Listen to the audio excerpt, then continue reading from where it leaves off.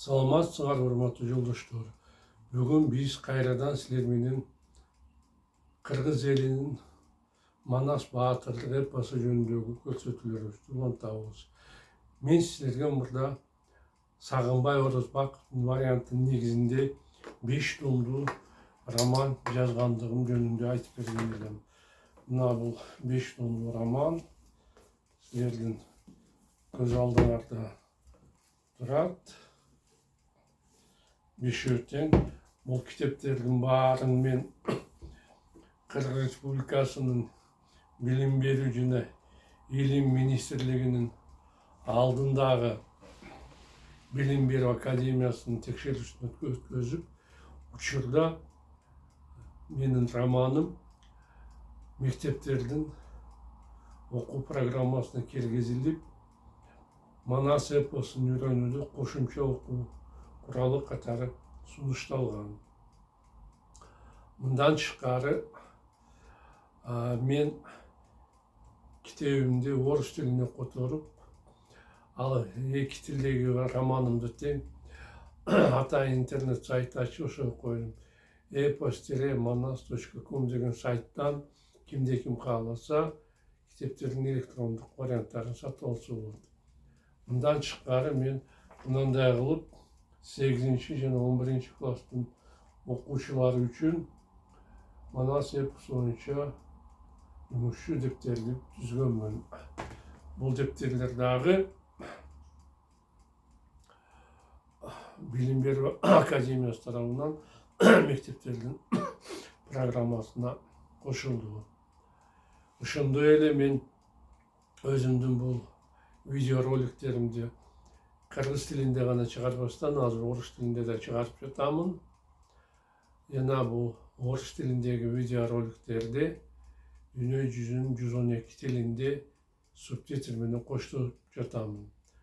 Мунун өзү азыр биздин баатырлык эпосубуздун негизинде жазылган романды дүйнөнүн кайсы бурчугунда болбосун, кайсы жеринде болбосун, кандай гана адам болбосун, өз каалаган тилде окуганга жана көргөнгө мүмкүнчүлүк түзүп берет. Эми болсо мен өзүмдүн романымды улантсам.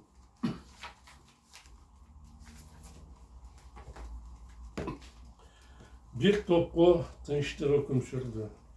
Бар алардын гана эмес, жалпы элинин да тагдыры чечилип жаткандыгын түшүнүп турушту. Дагы бир суроо, капыстан кургап кеткен тамагын кыра сүйлөдү Будабил. Эгерде букара болуу жөнүндөгү өтүнүшүбүздү Манас четке какса, анда абалыбыз эмне болот? Андай болгон күндө шорубуз кайнайт, түнт жооп берди Ашарсуу. Эмнеси болсо да жатып өлгөнчө атып өлөлү.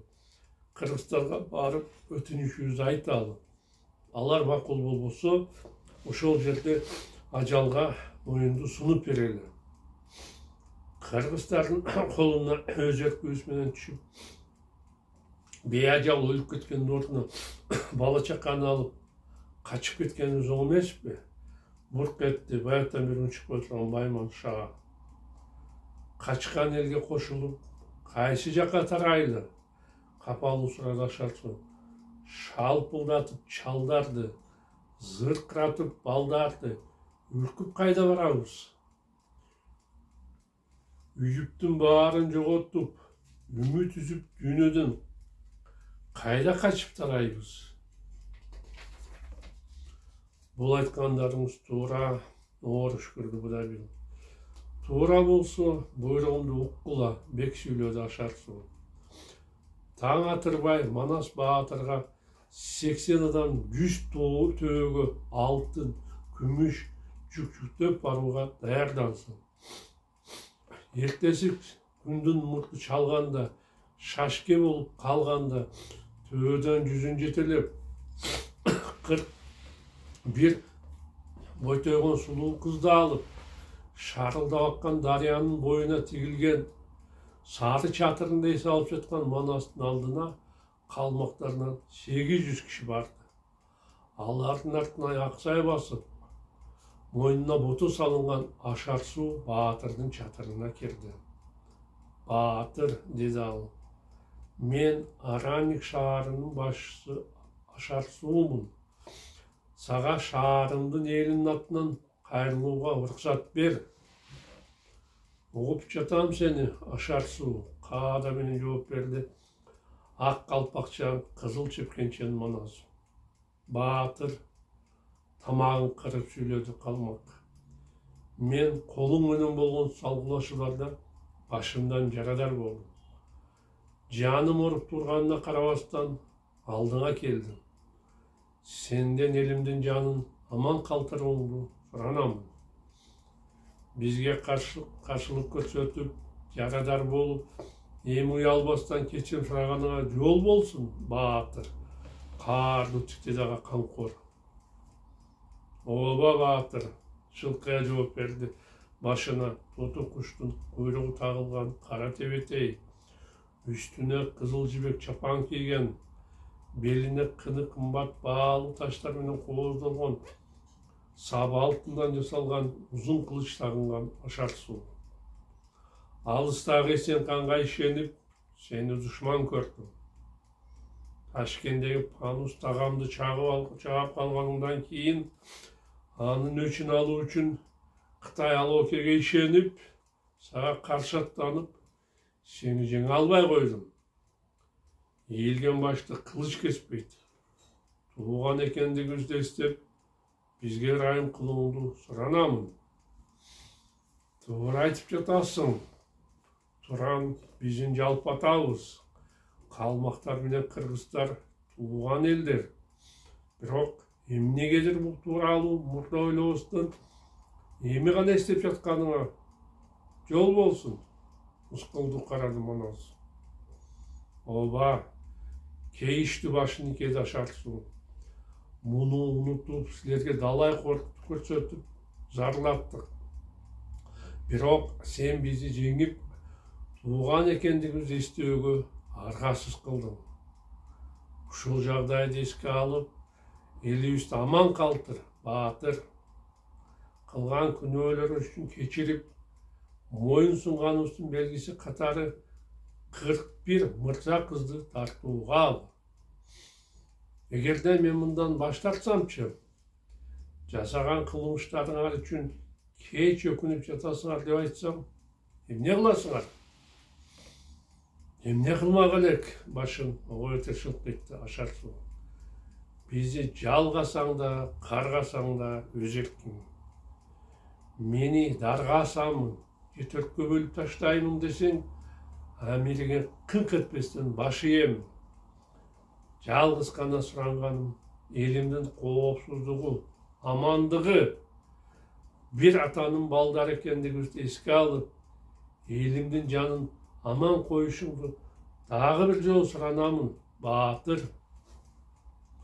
Айтканың рас. Баарыбыз түрк атанын балдарыбыз. Алоокең болсу, Кытай уругу. Мен аны соо койбой, Анжияндан кууп чыгамын. Келечекте Анжиян менин чарбагым, Самарканд сапарым болот. Баары сен айткандай болуп тургандыгына менде эч кандай күмөн жок, Баатыр. Чын көңүлдөн айтты Ашар суу. Сен келечекте бүт дүйнөнү багынтасың, Манас. Жылуу сөздөрүң үчүн рахмат. Аманат жаным бар болуп, аман болсун. Түркістандық алашты көзіңе қаратармын деп Манас билектерді алып, Ашар сууга жол берди, алтынды айчык тон берди. Элин аман сактап калганына кубанган калмактар Араник шаарына кайтып барышты. Манастын сунушу менен Араник шаар ошондон кийин Наманген шаары деп аталып калды. Кыран Манас шаарда 40 күн жатып, көкөтөйдү алдырып, кең Ташкенттин калаасын, калган калмак Кытайды ага тапшырды. Ошондон кийин Алтайдан сапарга чыкканына 3,5 жыл болгон кол кайрадан мекенине жол тартты. 15-бап Манас баштаган Кыргызстандын Алтайдан Ала Тоого көчкөнү. Алтайга кайтып келгенден кийин Манастын пейили бузулуп, астыңкы эрди албайып, үстүңкү эрди далбайып, сиркеси суу көтөрбөй, баарына карданып, олор борбот нерсе үчүн силкинип кагына турган болду. Сырын жакшы билген чоролору коркуп, андан жүрөгүн эмне оюп жаткандыгын түздөн түз сураганга даай алышпады. Себеби кимде ким кылмыш жасаса, мындай учурда баатыр өз атасында аябашын алар жакшы билишет. Манас болсо акыркы 3 ичинде уктай албай кылычын таянып чыкты. Анын жүрөгү кусалык өйүп жатты. Ата бабаларыбыз кандай керемет жерде жашаган экен, кайгылуу ойлоп жатты ал уйкусуз түндөрдө. Көк шиберин айтасыңбы, же таза абасын айтасыңбы, ата конушубуз бейиштин өзү турбайбы? Ушундай мекенден ажыратып, кууп чыккан душмандарыбыздын 1-2 болбосун. Мына сызасына чыдабай жаткан жеринен туруп, кыжырдана ары бери басып, муштумдарын түйүп, кимдир бирөөлөргө ызырынды. Ачуусу тарагандан кийин ал ордуна отуруп, кайрадан терең ойго чөмүлдү. Эми эмне кылуу керек? Бизди душман өз мезгилинде жеңип алыптыр. Тагдырга моюн сунуп, момоюп, койдон жоош болуп, ушул жерде жүрө берелиби? Жок. Оң колу менен сол алаканына шак урду баатыр. Кытайлардын көптүгүнөн коркуп, кол куушуруп отура берип мен эмесмин. Кудай буйрса, ата бабаларымдын жерин кайра элиме кайтарып беремин. Ажалым жетип, шейит кетсем, элим, жерим, боштондук үчүн курман болдум деймин. Туулмак бар, өлмөк бар. Алла берген аманат, ажал келсе бермек бар. Бул чечимге келгенден кийин Манас өзү кыйла жеңил сезип, эки желкесин басып турган опол тоо үстүнөн урап түшкөндөй эркин дем алды. Сыртта турган кароолчуну чакырып, ага буйрук берди. Эртең менен туш-тушка чабармандарды жибергиле. Аксакалдардын баары бир жумадан кийин чогулушка келишти.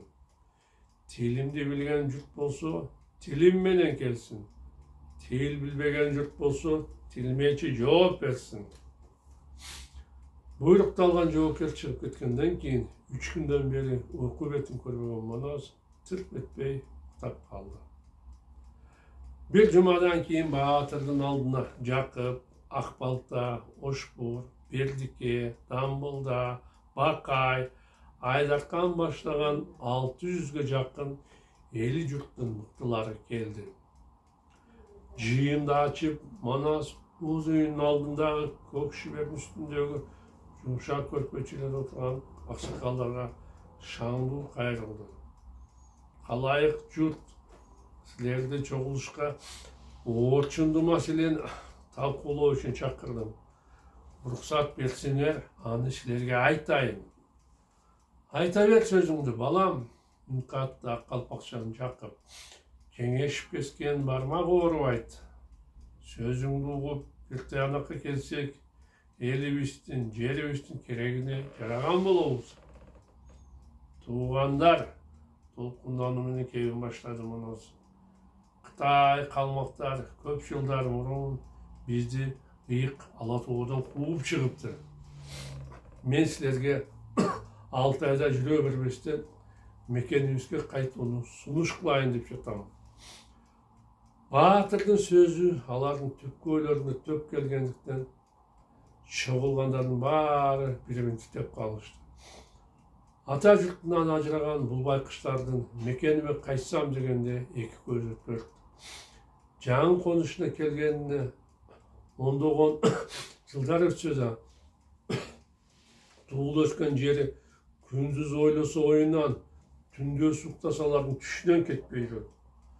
Манастан айырмаланып, аксакалдар кандай жагдайларга Алтайға келіп қалғанын ұмытышқан жоқ.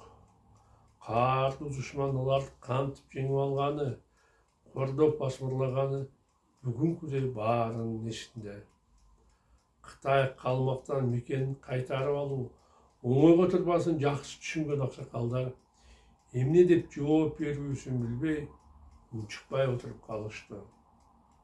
Емнеге үншікпайсыңар? Разылы Рамонас. Мен айтқаным жақпай жатау. Мұндай сұныш қантып жақпасын, балам. Қайғылы жауап берді Жақып. Біз нешейін жылдардан бері Алтайда жашап жатсақ та, көңіліміз дайым Алатауды туылып өскен жерімізде. Анда сілер мекенімізге қайтқанға мақұлсыңар ғой? Үміт сұрады Батыр. Мақұл болушы ғой, мақұл бұз, орыс күлді Жақып. Бірақ мақсатымызды қантып жүзеге ашырамыз. Мекенімізді дұшманнан қантып қайтара аламыз. Жеп ұшында болып жатпайы. Ата жұртымызды біз өз қалуымызбен ташлап кеткен жоқпыз. Жер жайнаған Қытай қалмақтардан жеңілгенден кейін бұл аймаққа айдалып келдік. Үшінші саны көп, аларды қантып жеңеміз. Балам, Қытайлар бізді қырып, тұқым құрып қылып салбайды. Ата, олықты қарар Жақып, сіз тура айтып жатасыз. Жерімізде ешкім мен саға деп қармата қойбайды. Қытайлардың саны бізге қарағанда алдағанша көп екендігі де қалетсіз сөз. Бірақ бұға қарамастан ата-бабалардың жерін басқыншылардан қайтарып алуын шештім. Жігіттің басынан нелер келіп, нелер кетпейді. Сілер жеріңерді Қытайларға алдыртып жіберіп, намыстан бастан ұшыртқын шейін шықпай жүрдіңдер. Мен мұндай қыла албаймын. Испарамен алайды алған интизар болып, бұл ойымдан ешқашан қайтпаймын. Ішке ашпас ойларыңды жүзеге ашыру үшін жүздеген, мыңдеген ер азаматтарымыз набыт болып кетсе, саға бары бербе, балам. Түн сұрады ачуыстан қабағы салындырған Жақып. Алуыш еткен ішті қылып, құры қиялға алдырбайды. Азырқы жашуымызда жаман емес. Ажидардың құйрығын баспай, ұшыл жерде тіречілігімізді тынш өткіре бергеніміз оң емес пе? Жоқ, ата. Мен жігіттерімізді бөлі өлімін қалабаймын. Ошондықтан сілерді чоғылышқа ақылдашу үшін шақырдым. Хан болсам да мұндай ұлытты сұрау бойынша өзім білемдікке салып, шешім қабыл алғым келбей, ойымды алдыңа алып шығуыны еп көрдім. Бұл біріншіден. Екіншіден, Алатауға көшіп кетелі дегенімден дағы бір себебі бар. Өзіңіз көріп тұрғандай, Алтайдың жерге чет. Біз Қытайлармен жанаша тұрамыз. Азыр олар бізді тоғытпай, жеңіштерімізге анша көңіл ұрбай жатышады. Аз санды қырғыздар қандай қорқыныш тудырышы мүмкін деп бейқапар жүрішеді. Бірақ бір күн емес, бір күн алар бізге қол салдырған болса, ошондо шорподай қайнайды. Егер де Алатауға көшіп кетсек, Қытайлардан қиыла алыстап қаламыз. Ал жерде бізге жардам беретін қалың қырғыз елеуіс бар. Адам емес, киік, илбирс, араң өте тұрған биік толығызды тұрсақ, анша-мұнша жауып бізге қол салғанға жүрегі давайды. Бұл сөздердің тура Батыр мақұл болды Жақыптың жанында отырған қызыл түкчен Айдархан. Ақсақалдар, деді ұлықтың анасы. Бұл сөздерді мен қапилеттен айтып жатқан жоқпын. Қайда отырсақ тынч, қауіпсіз, бақытылы жашаймыз деп көп ойланып, барлық жағдайларды салмақтап көріп, Алатауға көшуіне еп көрдім. Тура кейбіреулерге Алтайдан көшіп кету орға тұрышы мүмкін. Алтай алардың жаңыл қонышы екені. Ошондықтан ешкімді Алатауға көш деп зорлабаймын. Алтайда қалғандарға еш қапа болбаймын. Бұл сұрауын әрбір адам өзі шешсін деп сөзін жиынтықтады Батыр. Мына урматтуу жолдоштор, биздин убактыбыз соңуна жетти. Мен силер менен кайрадан жолугушканча коштошом. Саламатта болгула.